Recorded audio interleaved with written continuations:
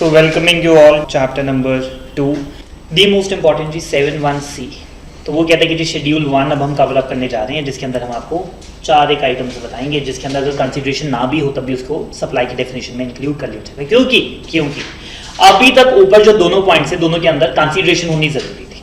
7.1a में supply for consideration for business, ठीक है, और 7.1b में उसने क्या कहा, import of service for consideration is a supply. तो दोनों में अभी तक सप्लाई पे एम्फसाइज था। 7.1c ने क्या कहा कि सर कंसिडरेशन पे एम्फसाइज था। अब वो कहता है कि जी कंसिडरेशन नहीं भी होगी तब भी कुल ट्रांजैक्शन को जीएसटी के अंदर कवर अप किया जाएगा। आइए जी सीधा शेड्यूल 1 के ऊपर आ रहे हैं। सबसे पहले वो कहता है permanent transfer the disposal of any business asset, जिसका आप आईटीसी ले चुके थे तो उसके ऊपर जीएसटी लग जाएगा। परमानेंट ट्रांसफर और disposal of a business asset, जिसके ऊपर आप आईटीसी ले चुके थे, उसके ऊपर जीएसटी लग जाएगा। प्लीज आप कहेंगे कि सर कंसीडरेशन ही नहीं है, फ्री में दिया तो 0 पे लगा लो जीएसटी 18%।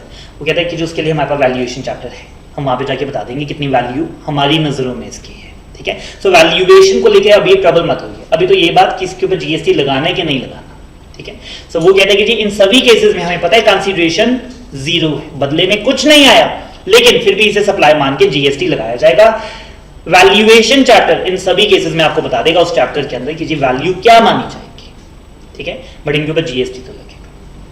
तो पॉइंट नंबर 1 की एग्जांपल देता हूं। कहता है आपने कोई भी बिजनेस एसेट को अपने डिस्पोज ऑफ कर दिया, ठीक है, जिसका आपने आईटीसी लिया था, जैसे कि फ्री सैंपल्स, ठीक है। सो वो कहता है कि जी कंसीडरेशन कोई भी नहीं है बट फ्री सैंपल्स हैं, सो इन दैट केस इसको जीएसटी माना जाएगा क्योंकि एक बिजनेस एसेट है। बिजनेस एसेट क्या है, वो स्टॉक इन ट्रेड, वो जो दवाइयां आप बांट रहे हो वो आपके क्लोजिंग स्टॉक में आ रही थी, वो आपने फ्री में बांट। सेकंड, वो कहता है कि जी दो रिलेटेड पर्सन और द डीम्ड डिस्टिंक्ट पर्सन या फिर डिस्टिंक्ट पर्सन आपस के अंदर कोई भी गुड्स और सर्विसेज का लेन देन करते हैं, ठीक है, तो वो कहता है कि जी when it is made in the course of the furtherance of business. For example branch transfer, जब मेरी एक ब्रांच से गाड़ी दूसरी ब्रांच में जाएगी तो मैं अपने आप को पेमेंट थोड़ी ना करूँ, गेटिंग इट, मेरी एक ब्रांच दूसरी ब्रांच को पेमेंट थोड़ी ना करेगी, ठीक है, बट उस पर जीएसटी जमा करवाना पड़ेगा। सो वहां पे कोई कंसीडरेशन नहीं है बट पेमेंट कोई भी नहीं की जाती। पॉइंट नंबर, हाउएवर अगर एक एम्प्लॉयर ने एक एम्प्लॉय को एक साल में 50,000 रुपए से ज्यादा की वैल्यू के गिफ्ट नहीं दिए तो उसे जीएसटी की डेफिनेशन से बाहर, ठीक है। एक एम्प्लॉयर अपने एम्प्लॉय को 50,000 रुपए तक के गिफ्ट दे देगा तो हमें कोई प्रॉब्लम नहीं, लेकिन अगर उसने गिफ्ट दिया 51,000 का, ठीक है, सो व्हेन दैट केस उसके ऊपर जीएसटी लग जाए। नेक्स्ट है जी सप्लाई ऑफ गुड्स, एक प्रिंसिपल ने अपने एजेंट को दिया या एजेंट ने अपने प्रिंसिपल को दिया, ठीक है, सो इन दैट केस, और इसने आगे बस एक ही बात लिखी है, जो एजेंट है वो प्रिंसिपल के नाम पे ही ले रहा है, वो अपने नाम पे नहीं ले रहा था। अगर वो अपने नाम पे ले लेगा फिर तो ये प्रिंसिपल टू प्रिंसिपल है, फिर तो जीएसटी लगना ही चाहिए, बट अगर एजेंट ने रिसीव किया और गुड्स को उसने प्रिंसिपल के नाम पे रिसीव किया है तो वो कहता है उसमें कोई प्रॉब्लम नहीं है। नेक्स्ट है जी point number 4, import of service by a person from a related person from his other establishment, या फिर वो रिलेटेड पर्सन है या फिर वो उसी की अपनी दूसरी एस्टैब्लिशमेंट है, जैसे कि head office and the branch office outside India से in the course of the furtherance of business. तो यहाँ पे अगर कंसीडरेशन नहीं भी होगी तब भी हम उसके ऊपर टैक्स लगा देंगे। आइए जी अब एक एक करके यही चारों पॉइंट्स बहुत डिटेल के अंदर कवर अप करेंगे। Point number 1, permanent transfer of the disposal of the business asset where the ITC has been availed on such asset. यहाँ पर अगर आप कुछ भी हाईलाइट करना चाहते हैं तो वो सिर्फ ये वर्ड है, ITC has been availed. Business asset होना चाहिए जिसके ऊपर आपने आईटीसी लिया था, बस हमें ये बता दो कि जी जब आपने उसके ऊपर आईटीसी लिया था या नहीं लिया था। अगर आईटीसी लिया था तो अब उसके ऊपर आपको जीएसटी पे करना पड़ेगा। So the word transfer in this clause suggests that there would be another person, obviously, ठीक है, which would receive the business asset at the other end. Any kind of the disposal or the transfer जो है तो वो कहता है कि जी वो which is done on the permanent basis, even though without consideration, तो उसको भी सप्लाई के डेफिनेशन में लाकर टैक्स उसके ऊपर लगा दिया जाएगा, चाहे उसमें नील कंसिडरेशन ही क्यों ना क्रॉस कर रहे हैं। तो वो कहता है कि जी ये जो पॉइंट है लास्ट लाइन किसके ऊपर नहीं लगेगा, कहते हैं कि जी वो गुड्स जिसके ऊपर आपने आईटीसी लिया नहीं या फिर जिसके ऊपर आईटीसी मिलता नहीं। एग्जाम्पल, एक कंपनी है जी और वो अपनी कार या उनके पास कोई स्टाफ की बस थी, ठीक है, और वो बस उन्होंने खरीदी और उसके ऊपर आईटीसी मिलता ही नहीं, ठीक है, और वो बस इन्होंने 12 साल चलाई, आज ये जाके किसी एनजीओ में दे आए जी कि ये बस आप रख लो, ठीक है। एनजीओ का कि आपसे हमें कुछ भी नहीं चाहिए, वैसे आज इसकी वैल्यू 2-3 लाख रुपए की है, बट आप रख लो जी, आपके काम आ जाएगी, इसके आपसे कोई रुपए नहीं लेंगे, इसके ऊपर जीएसटी नहीं लगेगा, बिकॉज हमने सिर्फ एक ही बात पूछनी कि सर जब ये बस आपने खरीदी थी, जब भी खरीदी थी 2-4-5 साल पहले, तब आपने क्या इसके ऊपर आईटीसी लिया था? अगर आप आंसर है नहीं लिया था, तो फिर आज ये 7(1)(c) के अंदर शेड्यूल 1 के पॉइंट नंबर ए के अंदर कवर अप नहीं होंगे, क्योंकि आपने इसका आईटीसी लिया नहीं था या फिर मिलता नहीं था। ठीक है, आप कहते सर लेना चाहता था बट मिलता ही नहीं, और या फिर वो आईटीसी मिलता तो था लेकिन आपने अवेल नहीं किया, तो इन दोनों केसेस के अंदर आपके ऊपर at the time of transfer GST नहीं लगी। ये एक अच्छी एग्जांपल है। कहते हैं कि जी हमारे ऑफिस में रेनोवेशन चल रही थी, तो हमने कहा ये पुराना फर्नीचर जाके सारा एनजीओ को दे देते हैं। ठीक है, ये पुराना फर्नीचर थोड़ा बहुत अभी 2-4 साल चल जाएगा, एनजीओ को दे दिया फ्री में। तो हमने कहा सर ये सप्लाई है, क्योंकि ये फर्नीचर जब खरीदा था तो क्या जीएसटी लिया था, आईटीसी लिया था? वो कहता है यस, बात खत्म। अब आपको फिर इसके ऊपर जीएसटी पे भी करना पड़ेगा। वो कहता है कि कंसीडरेशन 0 है, तो हमने कहा सर वो हम पे छोड़ दो, हम वैल्यूएशन वाले चैप्टर में संभाल लेंगे। शेड्यूल 1 का सबसे इंपॉर्टेंट पॉइंट है जी, स्टार मार्क कर रहे हैं पॉइंट नंबर 2 के ऊपर।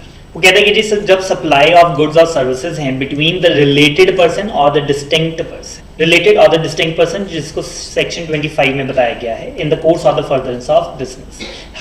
हाउएवर अगर एम्प्लॉयर ने एम्प्लॉई को 50,000 रुपए से ज्यादा का गिफ्ट 1 साल में दिया है, तो उसके ऊपर जीएसटी लग जाए। एक क्वेश्चन मेरे मन में आ रहा है जी, लेट से एम्प्लॉई की 25th एनिवर्सरी थी, ठीक है जी, और एम्प्लॉयर ने 51,000 का शगन डाला, इसके ऊपर जीएसटी अब है कि नहीं होगा जी, शगन है, गिफ्ट इन कैश।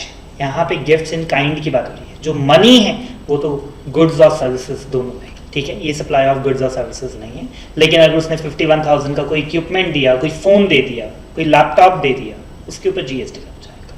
ठीक है, so in kind. However the gift जो 50,000 की वैल्यू के हैं, ठीक है, तो उसे आप treated as supply of goods या बोथ कर सकते हैं।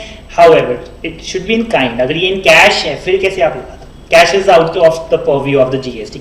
अब वो कहते हैं रिलेटेड पर्सन है क्या? एक और एग्जांपल क्वेश्चन मेरे मन में है जी, आप बताइए। एम्प्लॉय को जी हमने 30,000 का गिफ्ट उसकी एनिवर्सरी पे दिया और 30,000 का उसके बर्थडे पे दिया, अब जीएसटी है कि नहीं? है कि नहीं? How many of it sir है? क्योंकि टोटल अमाउंट 50,000 को एक्सीड कर रही है। हाउ मेनी ऑफ इट नहीं है जी? इसके एक और मॉडिफिकेशन, 30,000 का गिफ्ट मिस्टर ए को दिया है और 30,000 का गिफ्ट मिस्टर बी को दिया है, अब है कि नहीं? How many of sir yes, how many of it sir no? Majority is right जी, इसमें नहीं है। जो 50,000 है पर एम्प्लॉय है, पर एम्प्लॉय है। ठीक है, फिर तो अमाउंट की कोई रेलेवेंस ही नहीं, अगर पर एम्प्लॉय ना हो तो फिर तो कंपनी अगर दे रही है फिर तो है ही है जी, फिर तो सब कुछ के ऊपर है। अब रिलेटेड पर्सन क्या है? तो कहता है कि जी ऑफिसर्स और the directors of one another's business. ठीक है जी, आप मेरी कॉमन डायरेक्टर्स हो गए। ठीक है, आप अपनी कंपनी में भी डायरेक्टर हैं और मेरी कंपनी में भी डायरेक्टर हैं। फिर कहते हैं कि जी लीगली रिकॉग्नाइज पार्टनर्स हैं जी, आपस में वो पार्टनर्स हैं। एम्प्लॉयर या एम्प्लॉय या एक के पास डायरेक्टली और इनडायरेक्टली दूसरे के 25% या उससे ज्यादा के वोटिंग राइट्स हैं, या फिर एक या दूसरे को कंट्रोल करता है, या फिर वो दोनों कंट्रोल्ड बाय सेम पर्सन है, थर्ड पर्सन। जैसे ए और बी दोनों अंडर द कंट्रोल ऑफ सी हैं, तो ए और बी आपस में भी रिलेटेड मान लिए जाएंगे। सी के साथ तो ऊपर ही पकड़े गए 4th पॉइंट में कि ए और सी, बी और सी। ठीक है, वो तो ऊपर पॉइंट नंबर 4 पे पकड़े गए। यहाँ पे पॉइंट नंबर 5 में क्या रहा है, ए और बी भी आपस में रिलेटेड मान लिए जाएंगे because they come under the purview of the same control. या फिर ये दोनों मिलके एक कॉमन पर्सन को कंट्रोल करते हैं।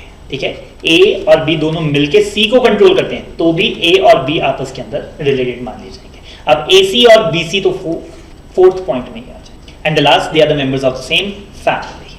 और वो कहता है कि जब हम बोल रहे हैं पर्सन, तो पर्सन में सारे लीगल पर्सन्स आएंगे। Person who is associated by one another, that is कि वो उसका सोल सेलिंग एजेंट है या सोल डिस्ट्रीब्यूटर या सोल कंसेशनियर है, तो उसको भी डीम टू बी रिलेटेड मान लिया जाएगा।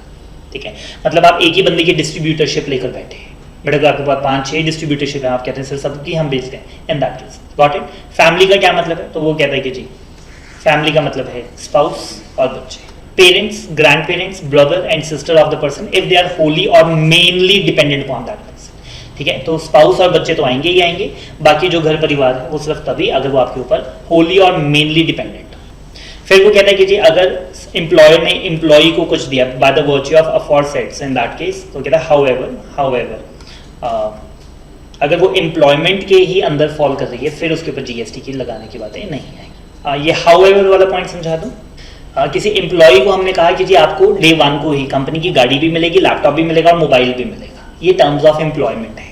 ठीक है, for the purpose of use, in that case इसके ऊपर जीएसटी नहीं है। ठीक है, ये तो कंपनी की पॉलिसी है, इसमें कोई गिफ्ट और वो सब फंडा नहीं। गिफ्ट्स के ऊपर ये पॉइंट हमारा ऑलरेडी कर चुके हैं जी। अगर आप जो गिफ्ट हैं वो 50,000 रुपये से ज़्यादा की वैल्यू का देंगे तो फिर उसके ऊपर पूरी अमाउंट के ऊपर जीएसटी लगा दिया जाएगा। कहते हैं कि जी गिफ्ट नहीं हमने कहीं पे डिफाइन किया, डेफिनेशंस में हमें मिला नहीं। सो गिफ्ट इज विदाउट कंसिडरेशन, जो कि वॉलंटरीली इन द नेचर है और जो ओकेजनली दिया जाता है ऑब्वियसली, ठीक है।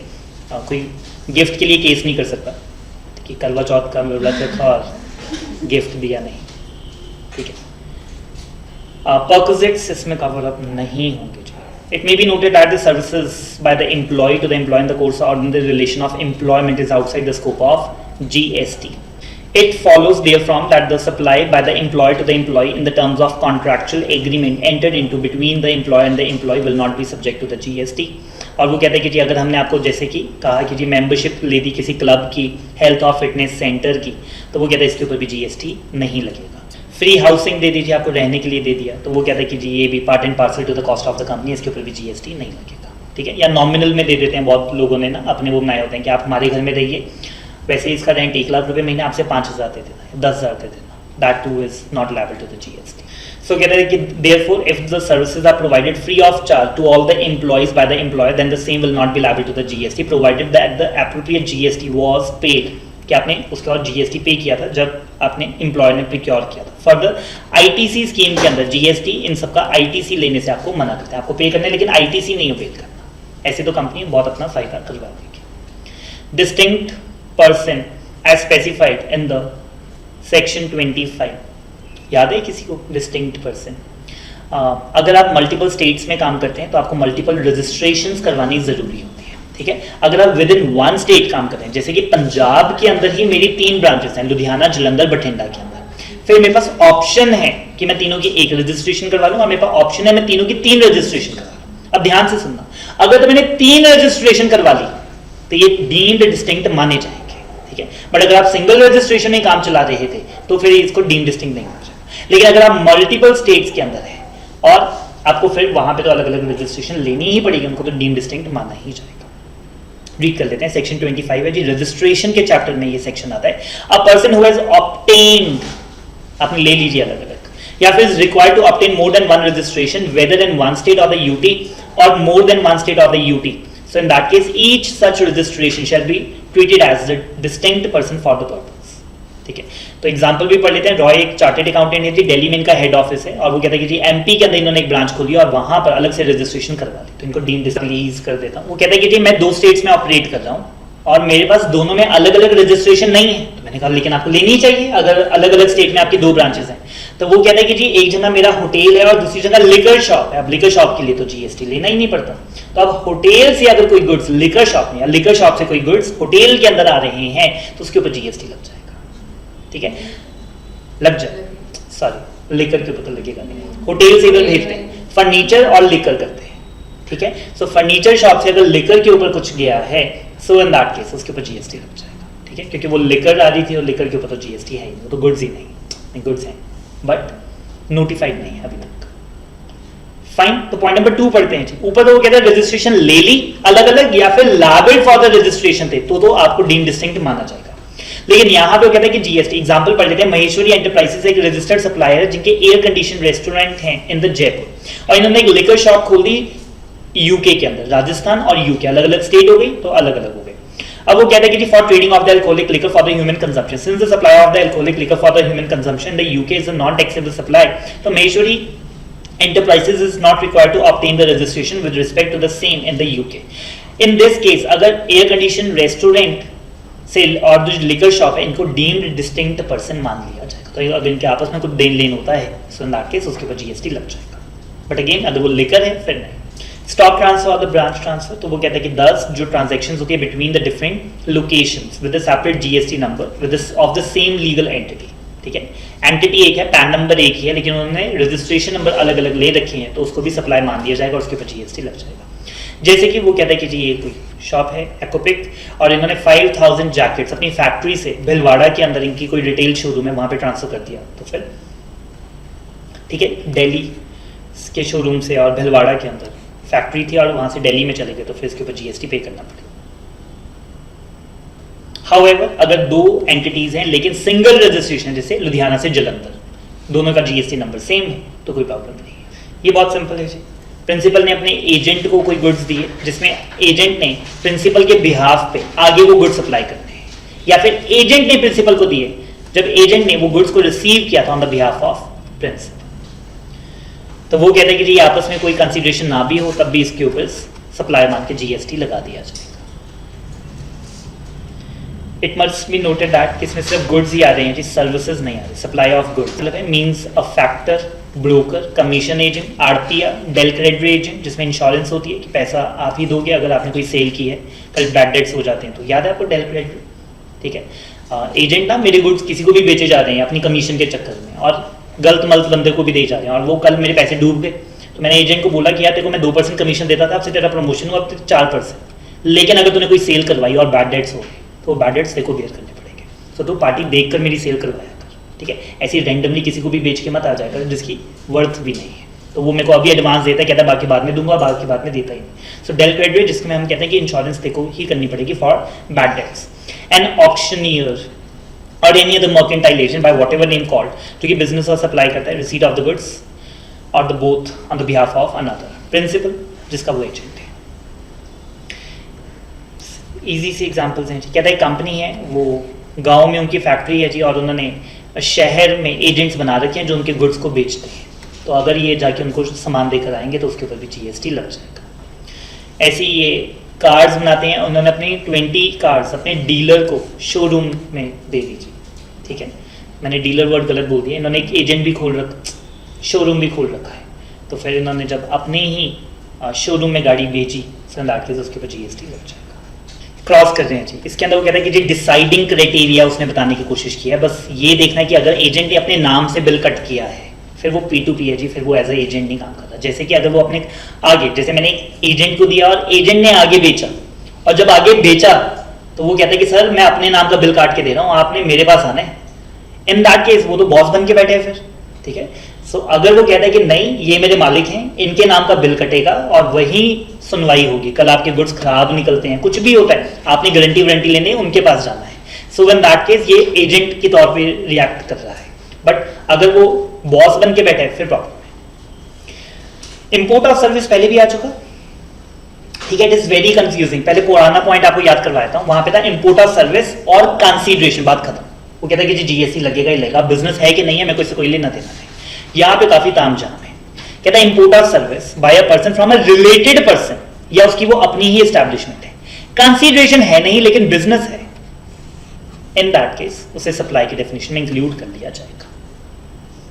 Got this? इसमें जो मैं एग्जीक्यूटिव में एग्जांपल देता हूँ वो एक बार रिकॉल करवा देता हूँ, जिसके अंदर एक सन है, उसके फादर जो है वो बहुत बड़े एडवोकेट हैं लंदन के अंदर, ठीक है। उनका ट्रेडमार्क का कोई इशू हो जाता है तो वो कहते हैं मैं केस बना के तेरे को तैयार करके देता हूँ, बस ये फाइल कर देना, तेरा काम हो जाएगा, ठीक है। सो इन दैट केस उसके फादर ने जो सर्विसेज अपने सन को दी है, ठीक है, without consideration but in the course of the furtherance of business, उसके ऊपर जीएसटी लग जाएगा।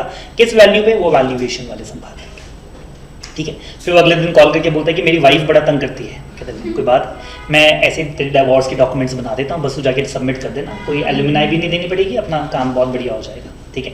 सो इन दैट केस इसके ऊपर जीएसटी नहीं है। क्यों? Without consideration import of service related person, लेकिन ये बिजनेस में है, so in that case no supply. Got this? Homework में चाहिए एग्जाम्पल कि पैराग्राफ क्रॉस कर।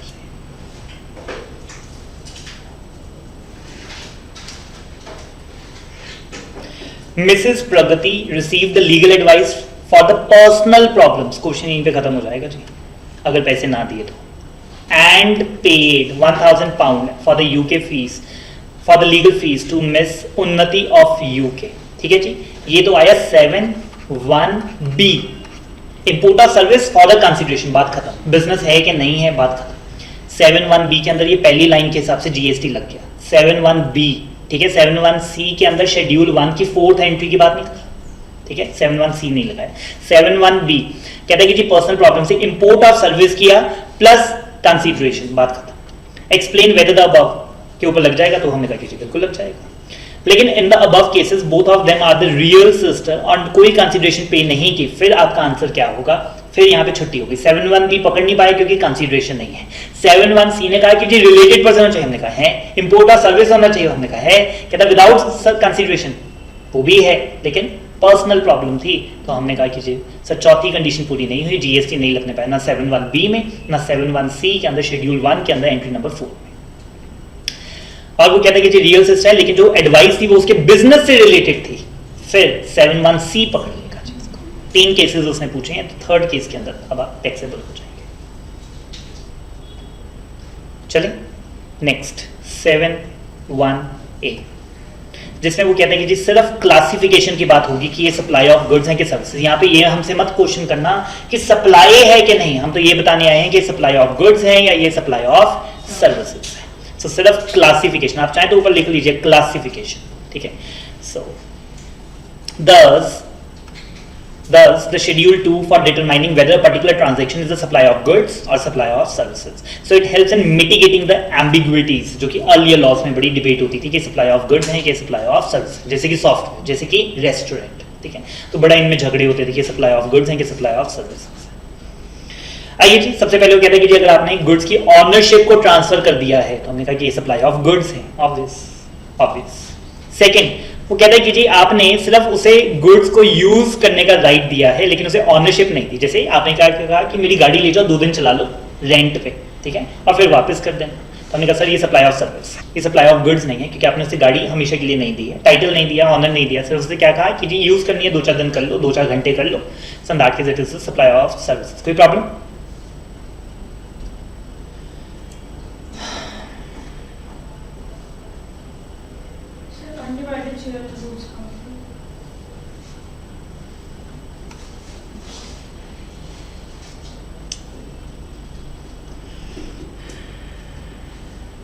अनडिवाइडेड शेयर इन प्रॉपर्टी बता दो, उससे आपको रिलेट कर लें, ठीक है। राजन सर और मैंने मिलकर एक प्लॉट लिया जी 50-50 के ऑनरशिप के अंदर, ठीक है, बट वो प्लॉट है 500 गज का, अब उसमें कौन सा 50% मेरा और कौन सा 50% राजन सर का ये नहीं पता, ठीक है, ये 80-20 में लिया, बट किसका कौन सा 80 और कौन सा 20 है ये नहीं पता, तो उसको बोलते हैं अनडिवाइडेड शेयर, ठीक है। मेरे पास उसमें शेयर भी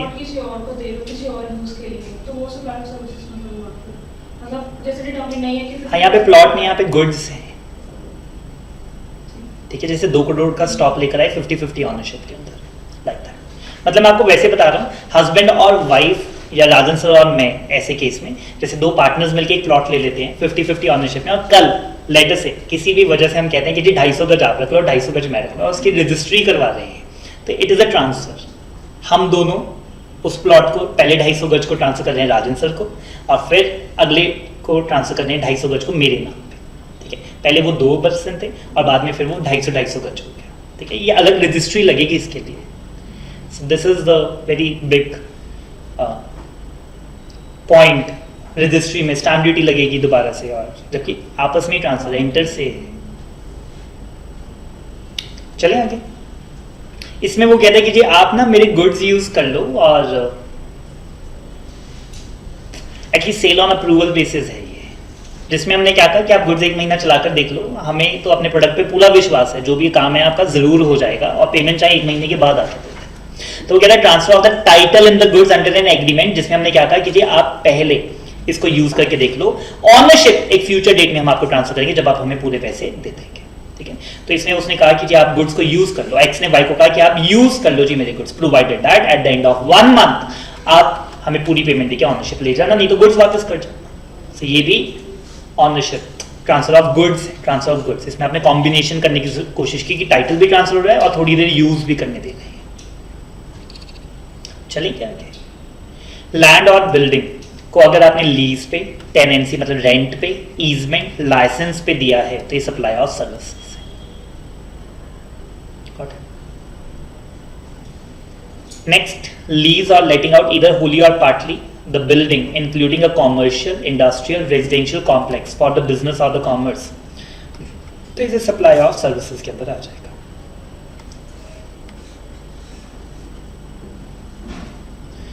फाइन, दोनों में कोई फर्क है? ऊपर बता देता हूँ जी, ऊपर लैंड था और नीचे बिल्डिंग है,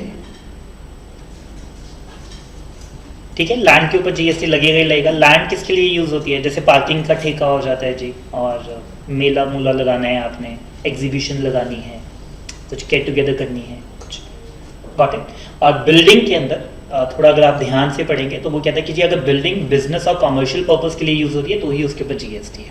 अब बिल्डिंग थी कौन सी, इससे कोई लेना देना नहीं, चाहे वो रेजिडेंशियल ही क्यों ना हो। एग्जाम्पशन के चैप्टर्स में जाके पढ़ाऊंगा जी। Residential property use for the residential purpose and given on rent is exempt. ठीक है, अगर रेजिडेंशियल प्रॉपर्टी रेजिडेंस के लिए यूज हो रही है तो वो एग्जाम्प्ट है। बट अगर रेजिडेंशियल प्रॉपर्टी है, रेजिडेंशियल कॉम्प्लेक्स, लेकिन आपने किसी को दिया है बुटीक खोलने के लिए, कोचिंग करवाने के लिए, सीए के ऑफिस के लिए, एंड दैट केस उसके ऊपर जीएसटी लग जाएगा क्योंकि ये सप्लाई ऑफ सर्विसेज है। ट्रीटमेंट ऑफ द प्रोसेस के लिए एक वर्ड लिखेंगे जी, जॉब वर्क। ठीक है, आपने किसी और के गुड्स के ऊपर अगर कोई प्रोसेस कर दिया, ट्रीटमेंट कर दिया, कोई आपके पास आया पॉलिश करवाने के लिए, ड्राई क्लीनिंग करवाने के लिए, कुछ भी करवाने के लिए, ग्रीसिंग, ऑयलिंग, रिपेयर के लिए, तो कहते हैं जब आप किसी और के गुड्स पे कोई काम करके देते हैं तो उसे सप्लाई ऑफ सर्विसेज कहा जाता है। ये भी बहुत डिबेटेड था जी जॉब वर्क के अंदर। वो कहते हैं कि सर साथ में उसे गुड्स भी तो लगाई हैं अपने, बीच में उसने वुड भी लगा दी, ग्रीसिंग भी कर दी, पॉलिश लगा दी, तो इन्होंने जान बचा लीजिए अपनी और कहा कि जी जॉब वर्क को हम क्या मान के चलेंगे, it is the supply of services. Transfer of business assets. Goods forming the part of the assets of a business are transferred or disposed of by or under the directions of the person carrying on the business and no longer form the part of. तो ये supply of goods मान लिए जाएंगे। ये ऊपर भी आया था विदाउट कंसिडरेशन में, अगर आपने कोई आपके बिजनेस एसेट्स हैं अगर उनको डिस्पोज ऑफ कर दिया है under the direction of the person who is running the show तो फिर उसे सप्लाई ऑफ गुड्स मान लिया जाएगा। फाइन जी। पॉइंट नंबर बी कहते हैं कि जी आपने गुड्स किसी को प्राइवेट यूज के लिए दे दिए तो ये सप्लाई ऑफ सर्विसेज मान लिए जाएंगे। फॉर एग्जांपल डायरेक्टर आए जी हमारी कंपनी के अंदर और हमने कहा कि सर आप हमारी कंपनी के डायरेक्टर हैं, आप मीटिंग के लिए बैंक वगैरह में जाते हैं और अपने स्कूटर पे जाते अच्छे नहीं लगते, ठीक है, आप कंपनी की ई क्लास गाड़ी लेके जाया कर, तो ई क्लास गाड़ी लेके जाता है, लेकिन फिर उसको किसी ने बैंक वाले ने अपने घर पे जगराते पे बुला लिया, फिर वो 2 बच्चे लेकर स्कूटर पे चला गया, तो हमने कहा कि नहीं सर आप ना ई क्लास घर लेके जाया करो हमारी, ठीक है, ये सिर्फ आप यूज़ किया करो पर्सनल और ऑफिशियल दोनों पर्पज़ के लिए। सो इन दैट केस अगर आपने उसे प्राइवेट यूज़ के लिए दिया, जबकि है क्या कंपनी का एसेट है, मोबाइल है, लैपटॉप है, जो हमने उससे कहा कि आप यूज़ कर सकते हैं, so that is the supply of services. Are we good? So managing directly using the car provided by the company for the personal purpose, सिर्फ ऑफिशियल नहीं। ऑफिशियल तो इवन इनकम टैक्स में भी टैक्सेबल नहीं है, वो तो पर्क में भी नहीं आता, ठीक है, जब सिर्फ ऑफिस यूज़ के लिए आपको दिया जाता है।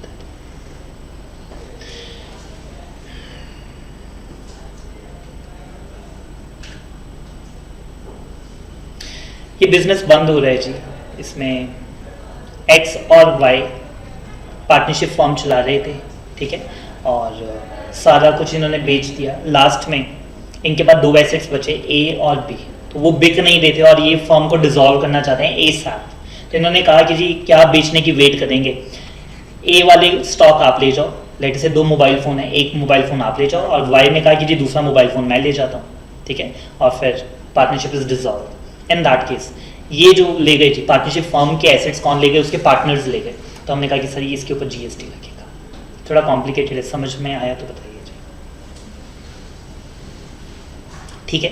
सो पहले एग्जांपल पढ़ा दूं, एक्स और Y they are running a partnership firm और लास्ट में इनके पास स्टॉक में बस 2 ही स्टॉक बचे ए और बी, और एक्स और वाई ने डिसाइड किया कि हमें डिसॉल्व करनी है जी पार्टनरशिप, और ए और बी वो कहता है कि हम एक एक बंदे अपने अपने घर ले जाएगा, तो वो कहता है और business is not continued further, तो वो कहता है ये जो अपने घर ले गए ए और बी को उठा के ये सप्लाई ऑफ गुड्स हैं और इसके ऊपर जीएसटी आपको देना पड़ेगा, ठीक है। लेकिन मैं आपको वैसे बता रहा हूँ स्लम सेल अगर की है तो उसके ऊपर जीएसटी नहीं है, मतलब लॉक स्टॉक एंड बैरल के साथ अगर आपने पूरा चलता हुआ बिजनेस, तो वो कहता है कि कौन से केसेस में ये नहीं लगेगा, तो वो कहता है कि जी अगर आपने गोइंग कंसर्न पे किसी को लमसम लिए जी 5 करोड़ रुपए और अपना चलता हुआ बिजनेस उसको दे दिया as it is, in that case उसके ऊपर जीएसटी नहीं लगेगा। या फिर मिस्टर ए की डेथ हो गई और उनके पर्सनल रिप्रेजेंटेटिव आके उस बिजनेस को चलाने लग गए, तो इसके ऊपर भी जीएसटी नहीं लगेगा।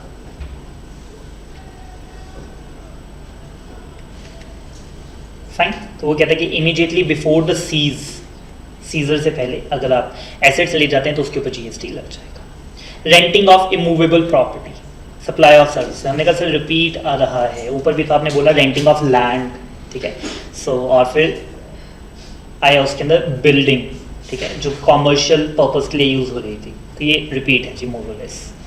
आगे आ रहे हैं construction, so this is the supply of services. मैंने कल भी आपको बताया था ये जो क्लोनाइजर हैं, डेवलपर्स हैं, इनके ऊपर अब जीएसटी लगा दिया गया है जी 5%, ठीक है, और ये वो इसी वजह से कंस्ट्रक्शन के अंदर, तो वो कहता है कि जी अगर आपने अपना सीसी आने से पहले, मतलब वो बिल्डिंग बन के तैयार है, वो सीसी सर्टिफिकेट ले लो, कंप्लीशन सर्टिफिकेट ले लो, और first occupation which ever is earlier से पहले 1 रुपया भी कंसीडरेशन का रिसीव कर लिया, तो ये कंस्ट्रक्शन मान लिया जाएगा, ठीक है। तो अगर आप चाहते हो कि आपको जीएसटी के एम्बिट में ना लाया जाए, तो आप पहले पूरा बनाओ, अपने पैसे से बनाओ, ठीक है, और सीसी लेकर आओ, कंप्लीशन सर्टिफिकेट लेकर आओ, ठीक है, और फिर वो कंप्लीशन सर्टिफिकेट आ गया, अब जब आप बेच रहे हो, it is the sale of a movable property.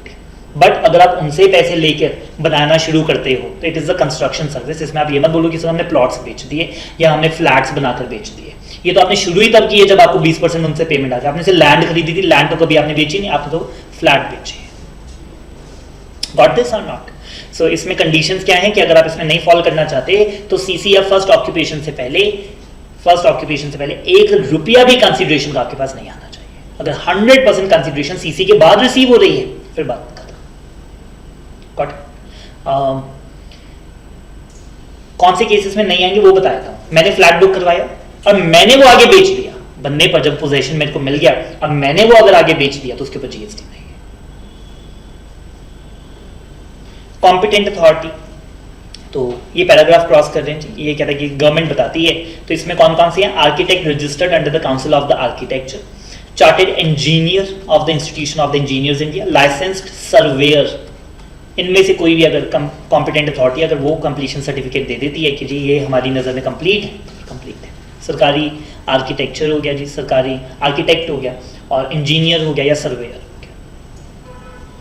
Construction में एडिशंस, ऑल्ट्रेशन, रिप्लेसमेंट, रीमॉडलिंग सारा कुछ आ जाएगा, जो आप एक एग्जिस्टिंग सिविल स्ट्रक्चर का काम कर रहे हैं, ठीक है।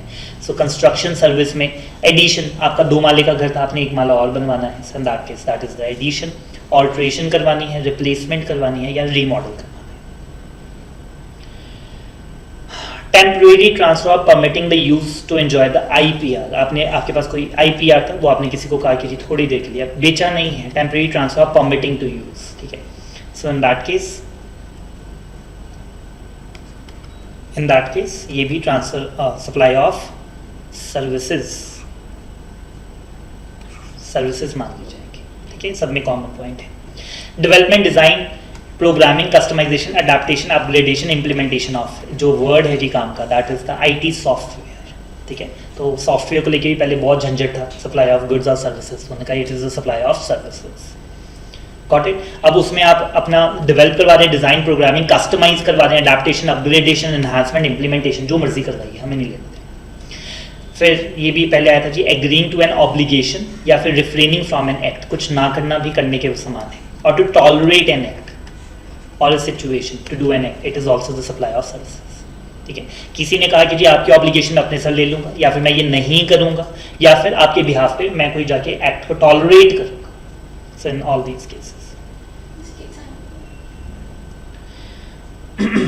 नॉन कम्पीट एग्रीमेंट साइन किया जी, जैसे मैं हमेशा जो एग्जीक्यूटिव में एग्जांपल देता है कि शहर में एज्यूम कीजिए 2 ही सीए हैं, ठीक है, और उन दोनों में कट थ्रोट कॉम्पिटिशन है, तो फिर 1 साल एक सीए दूसरे के पास जाके कहता है कि सर ये पकड़ो 2 करोड़ रुपये, 1 साल आप प्रैक्टिस नहीं करोगे, तो कहता है कि ठीक है मैं कुछ और कर लूँगा, 2 करोड़ में को ऐसे ही मिल गई डे 1 को। So that is not to do anything, ठीक है, फॉर बियरिंग एन एक्ट, कि ये नहीं करूँगा मैं, तो कुछ ना करने के भी पैसे मिल रहे। Transfer of the right for the use of the goods for any purpose, for whether for a specified period or not, और the deferred payment अगर आपको उसमें की जा रही है, ठीक है, आपने गुड्स किसी को दिए हैं लेकिन वो पेमेंट आपको लमसम नहीं दे रहा है, इट इज लाइक ना फाइनेंशियल लीज, जिसके अंदर वो कहता है कि या हायर परचेज, कि छोटी छोटी इंस्टॉलमेंट्स कर दी और तब तक आप मेरे गुड्स यूज कर सकते हैं, ठीक है। सो इन दैट केस ये भी सप्लाई ऑफ सर्विसेज के अंदर ही आएगा। Works contract, last topic for today, important one है जी। इन्होंने ने जो वर्क्स कॉन्ट्रैक्ट का जो वर्ड यूज किया है, that is only in case of immovable property, जबकि वर्क्स कॉन्ट्रैक्ट किसी भी नेचर का हो सकता था, ठीक है। वर्क्स कॉन्ट्रैक्ट क्या है? जिसमें कॉम्बिनेशन है लेबर और मटेरियल दोनों का, लेबर और मटेरियल दोनों का, उसको वर्क्स कॉन्ट्रैक्ट कहा जाता है। जैसे कि अब इन्हीं के एग्जांपल देता हूं ताकि आपको कंफ्यूजन ना हो। जैसे कि मैंने एक पर्सन को बोला कि मेरे घर में मेरे को सारी इलेक्ट्रिसिटी चेंज करवानी है, वो पुरानी वाली ट्यूबलाइट्स लगी हुई थी, तो अब मेरे को एलईडी लाइट्स लगवानी है, ठीक है। तो वो कहता है कि सर इतने इतने पॉइंट्स पे लगेगी। तो मैंने कहा तो सब कुछ, वायरिंग भी तेरी, मटेरियल भी तेरा और फिटिंग भी तेरे को ही करके जानी है, ठीक है, मैं नहीं बीच में फंसना चाहता। इकट्ठा देखो 5 लाख रुपए का चेक दूंगा। It is a works contract जिसमें लेबर भी उसकी और मटेरियल भी उसका। पेंट करवाना है, कह रहे सर पेंट आप ला के दोगे कि नहीं? मैं कहा मैंने कुछ नहीं ला के देना, तो पेंट के पैसे भी बीच में ही पकड़ा, पेंट भी तूने करना है, बंदे भी तूने ही लेकर आने हैं। It is a works contract, ठीक है, क्योंकि उसके अंदर लेबर और मटेरियल दोनों उसके हैं। तो इसको हमने क्या कहा कि it is a supplier service. बहुत झगड़ा रहता था इसका, ठीक है, कि अलग अलग वैल्यू करो, गुड्स की अलग करो और उसकी अलग करो। वैट वाले छोड़ते ही नहीं थे कि हमें तो वैट चाहिए ना, फिर उसके ऊपर इलेक्ट्रिसिटी के ऊपर आप इसे सर्विसेज कह के सर्विस टैक्स लगा रहे हो। बट अब जिंदगी आसान है, उन्होंने कहा कि ये supply of service, got it. लेकिन इन्होंने सिर्फ इमूवेबल प्रॉपर्टी लिख दिया। गाड़ी की एग्जांपल दे दूं, गाड़ी रिपेयर होने के लिए गई, ठीक है, तो मैंने कहा कि जी 10,000 दूंगा, बीच में ही मटेरियल है, बीच में तेरी लेबर है, ठीक है, अब पेंट करवानी है गाड़ी, तो मैंने कहा बीच में ही मटेरियल है, बीच में तेरी लेबर है, तो उसको वर्क्स कॉन्ट्रैक्ट की डेफिनेशन में आने नहीं दिया है, ठीक है। अब उसको आप कॉम्पोजिट सप्लाई में लेकर जाइए, मिक्स्ड सप्लाई में लेकर जाइए, कहाँ पे लेकर जाइए वो कहता है कि पता नहीं, बट यहाँ पे वर्क्स कॉन्ट्रैक्ट में सिर्फ इमूवेबल प्रॉपर्टी ही आ सकती है, और उसको हम क्या कहेंगे? Supply of service.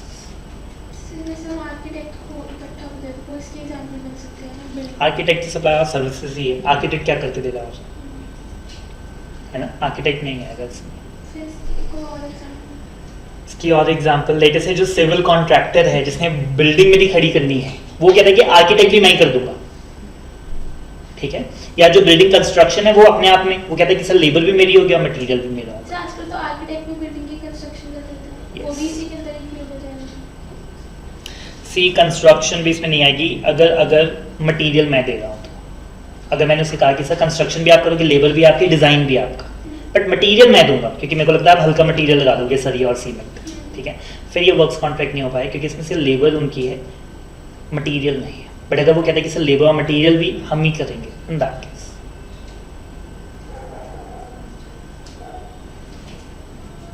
फाइन। और पॉइंट नंबर बी पढ़ लेते हैं जी। वर्क्स कॉन्ट्रैक्ट तो नीचे मैंने आपको सारा बता दिया। बी में वो कहता है रेस्टोरेंट की सर्विसेज भी इसमें आएगी, उसका भी छुटकारा हुआ जी। सप्लाई बाय वे ऑफ और any part of the service in any other manner whatsoever of the goods being the food or any other article for the human consumption, any drink में वो कहता है कि प्लीज लिकर को निकाल दो, क्योंकि लिकर को हम टच नहीं करना चाहते, liquor is outside the purview of the GST for the timing. So in that case वो कहता है कि जी बाकी कोई भी ड्रिंक हो, मतलब सॉफ्ट ड्रिंक्स इसके अंदर आ जाएगी। तो वो कहता है कि वो उसमें कैश दिया या फिर EMI करवा ली, ठीक है, कि मैं आपके रेस्टोरेंट में डिनर करना चाहता हूँ और मैं EMI करके अगले 2 सालों में पैसे चुका दूँगा, ठीक है। आजकल सब कुछ अलाउड है, आपको पता ही है, ठीक है। अमेजोन पे मैं वो पेन ड्राइव ले रहा होता हूँ, तो वो कहता है कि जी मैं 12 रुपये की इसकी EMI कर, मैं कहता कि नहीं इतने माड़े दिन नहीं है, आई कैन अफोर्ड इट, तो मैं पूरे 300 रुपये इकट्ठे पे कर देता हूँ। फाइन। सो आप डेफर्ड पेमेंट कर रहे हैं या फिर कोई भी वैल्यूएबल कंसिडरेशन आप पे कर रहे हैं, तो इसको भी सप्लाई और सर्विसेज के अंदर ही लिया जाएगा। अब वर्क्स कॉन्ट्रैक्ट में building, construction, fabrication, completion, erection, installation, fitting out, improvement, modification, repair, maintenance, renovation, altering और कमीशनिंग कुछ भी करवा रहे हैं किसके ऊपर? इमूवेबल प्रॉपर्टी के ऊपर, तो उस वर्क्स कॉन्ट्रैक्ट को सप्लाई और सर्विसेज मान लिया जाएगा। और इसकी वजह से वो आया था जी 71AA कुछ ऐसा था ना। सो जिसमें वो कहता है कि जी अगर एक अनइनकॉर्पोरेटेड एसोसिएशन या बॉडी ऑफ पर्सन ने अपने मेंबर्स को कुछ गुड्स दे दिए हैं तो उसे सप्लाई ऑफ गुड्स कहा जाएगा। तो वो कहते हैं इसका मतलब सर्विसेज तो टैक्सेबल है ही नहीं। तो हमने कहा कि नहीं, ये तो आपने बहुत गलत इंटरप्रेट कर दिया, हमने यहाँ से कट ही करवा दिया, ठीक है। और हमने कहा कि जी अगर आपने अपने मेंबर्स को या उन्होंने आपको कोई भी गुड्स और सर्विसेज दिए हैं तो उसे सप्लाई मान लिया जाएगा, ठीक है। पहले तो वो इंपॉर्टेंट है ना, बाइफिकेशन तो देखते जाएंगे।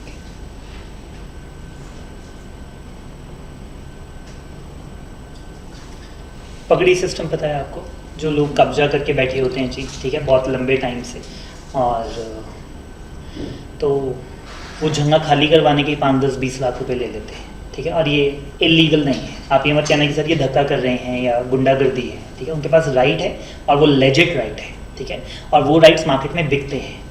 तो आज अगर आप किसी जगह पे जाते हैं रेंट पे लेने के लिए, तो आपके पास 2 ऑप्शन है, या फिर तो अच्छा रेंट पे कर दो या अच्छा लमसम पे कर दो, और उसके बाद पगड़ी सिस्टम के ऊपर आपको दे दिया जाएगा। रेंट बहुत नॉमिनल होगा, ठीक है, लाइक 2, 4, 5 हज़ार रुपये, ठीक है।